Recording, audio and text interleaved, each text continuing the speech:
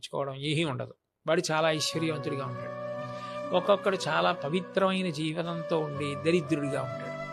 అప్పుడు సాధారణంగా ఏమంటారంటే, ఏమండి భగవంతుడు అన్నవాడు ఉంటే ఈయన ఇలా ఉండడం ఏంటి, ఆయన అలా ఉండడం ఏంటి? కరెక్ట్. దీనికి జవాబు ఒక్కటే.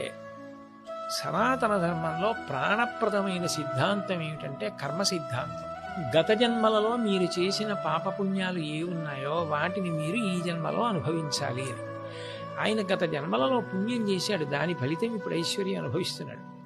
ఇప్పుడు చేస్తున్నాడు పాపం, దీన్ని అనుభవిస్తున్నాడు. ఆయన గత జన్మలో పాపం ఇప్పుడు పూర్తి చేసేసుకుంటున్నాడు, అయినా ఇప్పుడు పవిత్ర జీవనం పొందున్నాడు. అందుకని దీని ఫలితం ఉత్తర జన్మల్లో పొందుతాడు.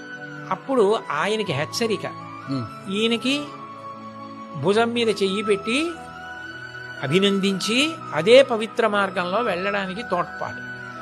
పునర్జన్మ సిద్ధాంతంలో కర్మ ప్రధానమై ఉంటుంది. అది